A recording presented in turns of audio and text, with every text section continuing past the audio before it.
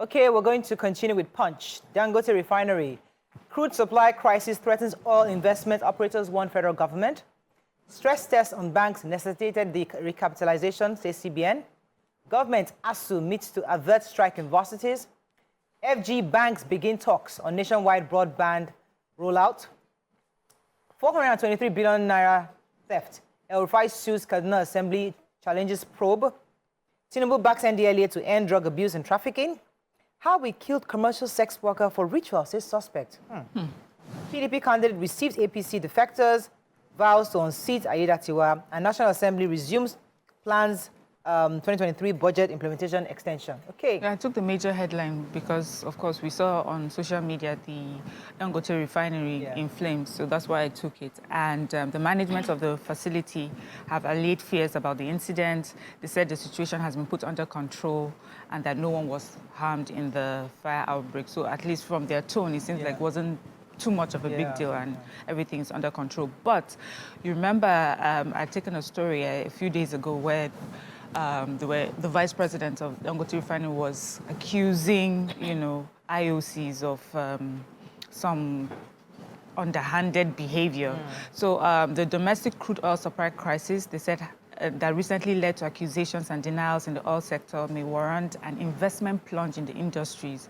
So the operators are saying this. They said that this crisis may damage the confidence of international oil companies and investors in refineries. So they're asking that LCCI has charged the federal government to prevent any form of blackmail and victimizations of IOCs and local refiners by quickly resolving the issues around oil supply contracts, higher crude costs in Nigeria, above international prices, and also the cost of logistics. We also have modular refinery operators who are demanding the intervention of the Minister of Finance and Coordinating Minister for the Economy, Wale Edun, to wade in the lingering domestic crude oil supply crisis.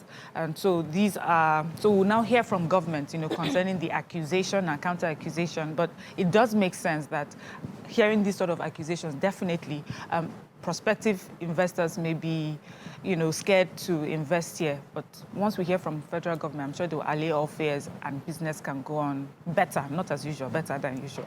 Amen. Amen. So let me take the 423 billion naira theft allegations. So the immediate past governor of Kaduna State, Malam Nasir El-Rufai, has urged the Federal High Court in Kaduna to quash the report of the State House of Assembly accusing him of 435 billion naira theft.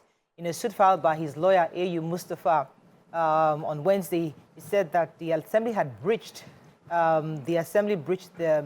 his rights to a fair hearing. Inviting him in the course of the probe. He was never invited to express his own part of the allegation. He's urging the court to declare the report of the Assembly's ad hoc committee, indicting it null and void for not giving him the right of fair hearing or even to express his own part of the story. El-Rufai's media aide, Muyiwa Adeke, disclosed the development in a statement on Wednesday. He said that Malam Nasir Rufai is going today to sign the affidavit supporting the fundamental rights of case against the Kaduna State House of Assembly in the government. Okay. Yes. You have a story in Punch? Yeah, I was going to take them. The PDP candidate receives APC defectors. The PDP candidate, who is, his name is Ajayi, he received 1,000 members of the APC from APC. They had defected from APC to PDP, saying, and they had a very simple reason: they're hungry. Huh? They said because of hunger and anger that they have been suffering in the land, they are now defecting to PDP. And so Ajayi received them with open arms, saying we shall alleviate your hunger. So are there bans in the PDP? The APC food bans said that those they are political jobbers who underwent dress rehearsal to please their paymasters. Okay. Wow. So I have a story quickly. Suspect Rahman Akande, arrested in connection with the death of a commercial sex worker in the Ifo area of Ogun State, narrated how he and two others allegedly killed the victim for ritual purposes. So in his confession, a video that he made at the police station, he said that He participated in the killing of the commercial worker after one person who identified himself as Ifa promised him a reward of 100,000 naira, was able to bring somebody to be used for rituals. So there's this commercial sex worker that he patronizes from time to time. He usually will pay her 1,000 naira. But on this occasion, he promised her 3,000 naira. So she came over, and then with the help of another person called Ijebu, they slaughtered this poor woman. Her head. Yes, with a wood. And then they slaughtered her, and they continued with their ritual purposes. So they've been picked up. Investigations are ongoing. It's just chop him up too. Yeah. Period. Simple. Case closed. Vanguard. Cholera, FG shopping for emergency vaccine. Protesters want declaration of emergency in Rivers. Osun Monarch, 4 others docked for alleged arson and robbery. Insecurity, 2,600 killed. 50 communities record 135 attacks in Benue, Amnesty International says. From pen to profit, FG reaffirms commitment to free press.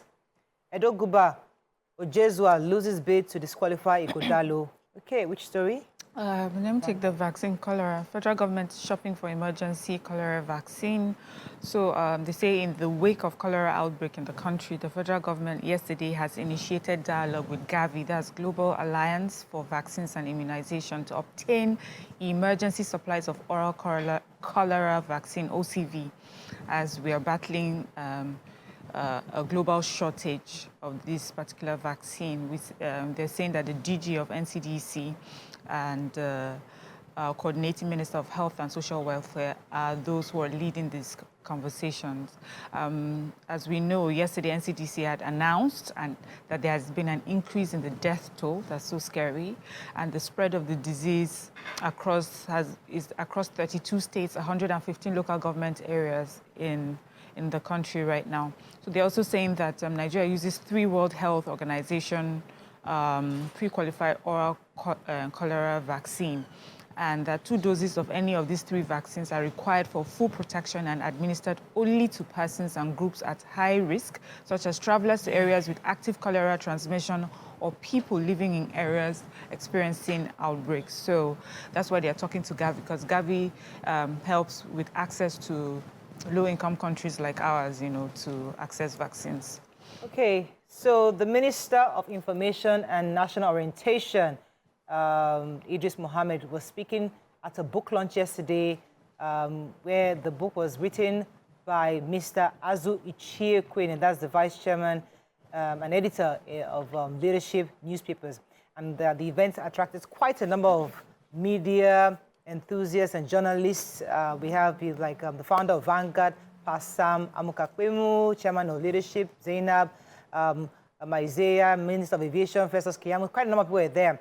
And he was speaking and reiterating that the society could only flourish when its media organs are free to report the truth without fear of retribution, and to equally hold those in power accountable. He also described the book as a milestone, urged media practitioners to put ethics in the front row of their reportage and practice, and acknowledge the responsibility that comes with press freedom, which is very key. There's a responsibility that comes with our freedom of expression and association. Okay. Yes, I have a story. So Amnesty International decrying the ceaseless armed herdsmen attack in Benue State. They are lamenting that between January 2023 and February 2024, over 2,600 persons, mostly children and women, were murdered in over 50 communities.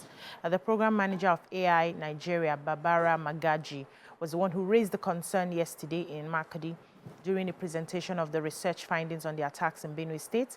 And he said that they leave hundreds of women and children displaced. Some are wounded, raped, others are kidnapped. And they said 50 rural communities in the state recorded at least 135 attacks, leading to the deaths of over 2,600 people. And you know how that goes. And it says they are just abandoned, so to speak. So it said Benue State has 23 local government areas, local governments of which 18 have been affected by insecurity and face continuous attacks by armed attackers. Now, these attacks are affecting food security. We know all of that. Livelihood, It's affecting the communities. Farmers are displaced. They're not able to go to their farms. And, you know, that is also reflecting on how we see everything very expensive at the moment. And they're saying that these people need to have a form of succor. The government needs to wade into this and help them. So those people that are displaced need to have a home to, you know, stay. They need to be refreshed. Their minds need to be re-engaged. And those are some of the things that they are highlighting. Okay, Nigerian Tribune, moving on. Okay, I'm just going to take this very small. In Port Harcourt, the governor has said that they failed the attempt to detonate the explosive was to bomb the Hotel Presidential so that a state of emergency can be declared in Rivers State. They've caught the guy. He was in hospital. I think he blasted his arm off.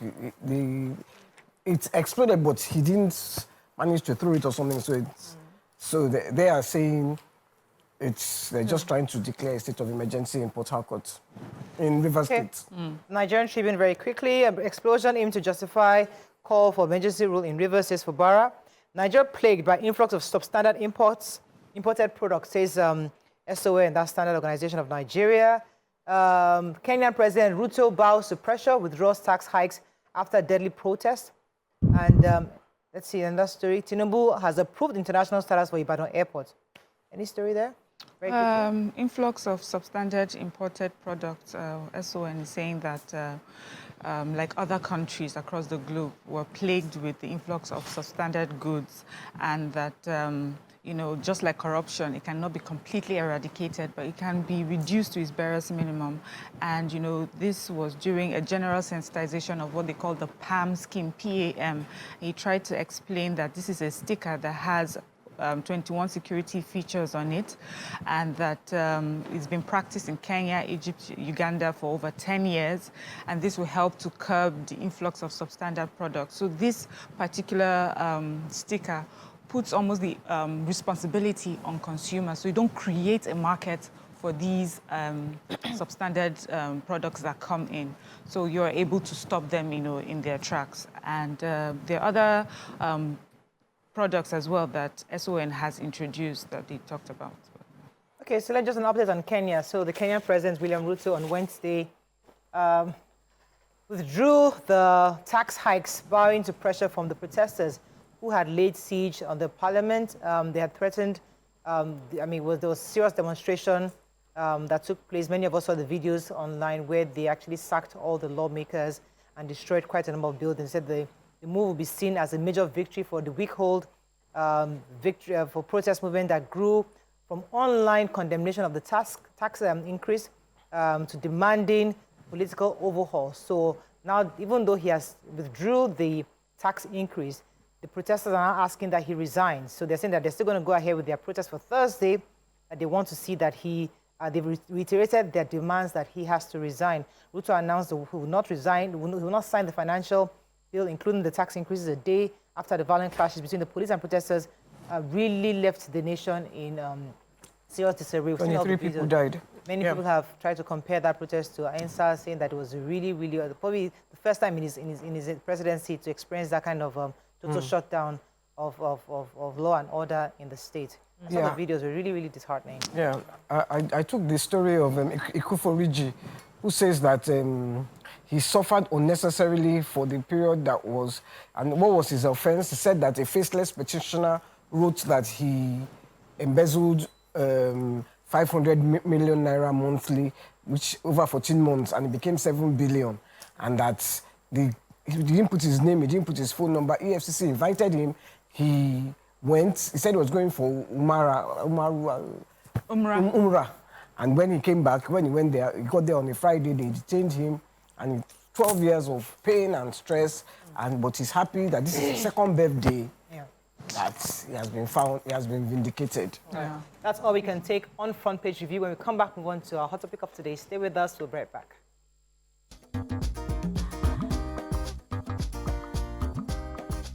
Stay tuned. Your View will be right back.